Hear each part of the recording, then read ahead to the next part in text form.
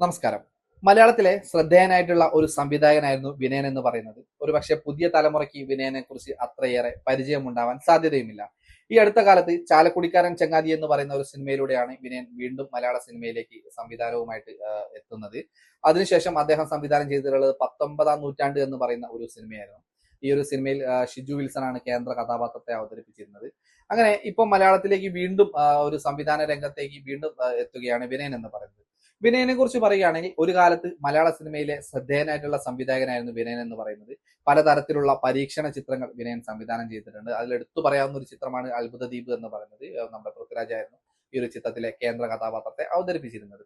അങ്ങനെ അതിശയം പോലെയുള്ള ഒട്ടനവധി നല്ല ചിത്രങ്ങൾ അല്ലെങ്കിൽ പരീക്ഷണ ചിത്രങ്ങൾ സംവിധാനം ചെയ്തിട്ടുള്ള ഒരു വ്യക്തി കൂടിയാണ് വിനയൻ എന്ന് പറയുന്നത്. അതുകൂടാതെ വിനയൻ മമ്മൂട്ടിയെയും മോഹൻലാലിനെയും ഒക്കെ വെച്ചിട്ട് ഒട്ടനവധി ചിത്രങ്ങൾ സംവിധാനം ചെയ്തിട്ടുമുണ്ട്. അതുകൂടാതെ മമ്മൂട്ടി, ജയറാം, ദിലീപ് തുടങ്ങിയ ആളുകളെ വെച്ചിട്ട് ഒട്ടനവധി നല്ല ചിത്രങ്ങൾ സംവിധാനം ചെയ്തിട്ടുള്ള ഒരു വ്യക്തി കൂടിയാണ് വിനയൻ എന്ന് പറയുന്നത്.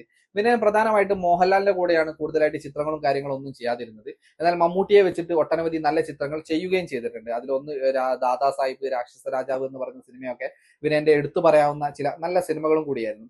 അങ്ങനെ വിനയൻ ഒരു കാലഘട്ടത്തിൽ മലയാള സിനിമയിലെ സംവിധായകർക്കും നിർമ്മാതാക്കൾക്കും നടന്മാർക്കൊക്കെ വെറുക്കപ്പെട്ട ഒരാളായി മാറുന്ന ഒരു സമയമുണ്ടായിരുന്നു. വിനയനെ കുറിച്ച് പറയുകയാണെങ്കിൽ കലാഭവൻ മണിയെ സിനിമയിലേക്ക് കൊണ്ടുവരികയും സിനിമയിൽ വലിയൊരു നായകനാക്കി മാറ്റുകയും ഒക്കെ ചെയ്തതിൽ വിനയന് നല്ലൊരു പങ്ക് തന്നെയുണ്ട്.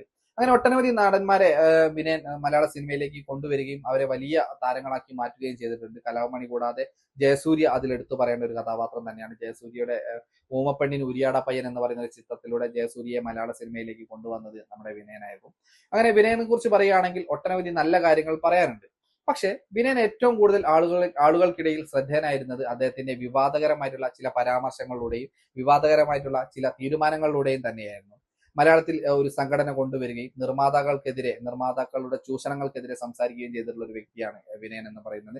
അതുപോലെ തന്നെ നടന്മാരുടെ അഹങ്കാരത്തെക്കുറിച്ച് മലയാള സിനിമ ഒരു കാലഘട്ടത്തിൽ നടന്മാരായിരുന്നു പ്രധാനമായിട്ടും ഭരിച്ചിരുന്നത്. ആ ഒരു കാലഘട്ടത്തിൽ നടന്മാർക്കെതിരെ ശക്തമായിട്ട് സംസാരിച്ചിട്ടുള്ള ഒരു വ്യക്തി കൂടിയാണ് വിനയൻ എന്ന് പറയുന്നത്. അതിന്റെ പേരിൽ ഒരുപാട് കാലം മലയാള സിനിമയിൽ നിന്ന് മാറ്റി നിർത്തപ്പെട്ട ഒരു സംവിധായകൻ കൂടിയായിരുന്നു വിനയൻ എന്ന് പറയുന്നത്.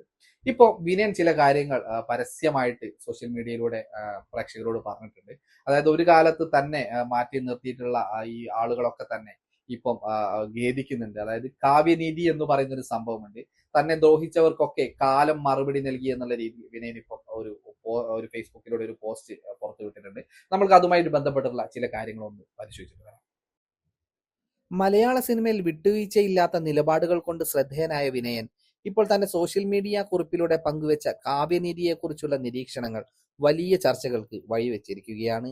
താൻ ചെയ്തു കൂട്ടിയ അപരാധങ്ങൾക്ക് കാലം കൃത്യമായ തിരിച്ചടി നൽകുന്നുവെന്നും ഉപജാപക വൃന്ദങ്ങളുടെ അകമ്പടിയോടെ രാജാവാകാൻ ശ്രമിച്ചവർക്ക് അടി പതർന്നുവെന്നുള്ള അദ്ദേഹത്തിന്റെ വാക്കുകൾ മലയാള സിനിമാ ലോകത്തെ നിലവിലെ സാഹചര്യങ്ങളിലേക്കാണ് വിരൽ ചൂണ്ടിയിരിക്കുന്നത്. അഴിമതിയും അസത്യവും അതിര് കടക്കുമ്പോൾ കാലം ഏർപ്പെടുത്തുന്ന ഒരു ബാലൻസിംഗ് തന്ത്രമാണ് ഈ കാവ്യനീതി എന്ന് അദ്ദേഹം വ്യക്തമാക്കുന്നു. വിനയന്റെ ഈ വാക്കുകൾക്ക് പിന്നിൽ പതിറ്റാണ്ടുകളായി അദ്ദേഹം സിനിമയ്ക്കകത്ത് നടത്തിയ ഒറ്റയാൾ പോരാട്ടത്തിന് വലിയൊരു ചരിത്രമുണ്ട്.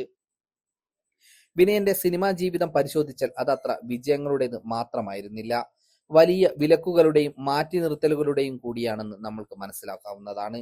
താരസംഘടനയുമായുള്ള അഭിപ്രായ വ്യത്യാസങ്ങളെ തുടർന്ന് മലയാള സിനിമയിൽ വർഷങ്ങളോളം വിനയന് അപ്രഖ്യാപിത വിലക്ക് നേരിടേണ്ടി വന്നിരുന്നു. പ്രമുഖ താരങ്ങളോ സാങ്കേതിക പ്രവർത്തകരോ അദ്ദേഹത്തിന്റെ സിനിമകളുമായി സഹകരിക്കാൻ തയ്യാറാകാത്ത ആ സാഹചര്യം ഉണ്ടായപ്പോഴും പുതുമുഖങ്ങളെ വെച്ച് സിനിമ ചെയ്തും നിയമ പോരാട്ടങ്ങൾ നടത്തിയും അദ്ദേഹം പിടിച്ചു നിന്നു എന്ന് തന്നെ പറയാം.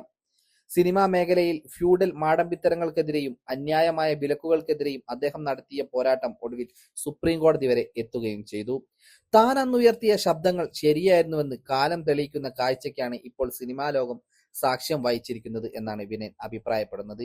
ഹേമ കമ്മിറ്റി റിപ്പോർട്ട് പുറത്തു വന്നതിനും അതിനെ തുടർന്നുണ്ടായ വെളിപ്പെടുത്തലുകൾക്കും പിന്നാലെ സിനിമയിലെ പല പ്രമുഖരും പ്രതിക്കൂട്ടിലായ പശ്ചാത്തലത്തിലാണ് വിനയന്റെ കാവ്യനീതി പരാമർശം പ്രസക്തമാവുന്നത്. ഒരിക്കൽ തന്നെ അടിച്ചമർത്താൻ ശ്രമിച്ച ശക്തികൾക്ക് ഇന്ന് കാലം തിരിച്ചടി നൽകുന്നു. പണത്തിനോ അധികാരത്തിനോ കുതന്ത്രങ്ങൾക്കോ തടയാൻ കഴിയാത്ത പ്രകൃതിയുടെ നീതി നടപ്പിലാക്കുകയാണെന്നും ഇതിന്റെ തുടർച്ചകൾ ഇനിയും കാണാനിരിക്കുന്നതേയുള്ളൂവെന്നും അദ്ദേഹം ഓർമ്മിക്കുന്നു. സിനിമയിൽ നിന്ന് മാറ്റി നിർത്തപ്പെട്ടവർ മൂലക്കല്ലുകളായി മാറുന്ന ഈ മാറ്റം സിനിമയിലെ ജനാധിപത്യവൽക്കരണത്തിന് ആക്കം കൂട്ടുമെന്ന പ്രതീക്ഷയാണ് വിനയന്റെ ഈ വാക്കുകളിലൂടെ നമ്മൾക്ക് കാണാൻ സാധിക്കുന്നത്. എന്തായാലും ഒട്ടനവധി നല്ല ചിത്രങ്ങളുടെ പണിപ്പുരയിലാണ് ഇപ്പോൾ ഈ സംവിധായകൻ.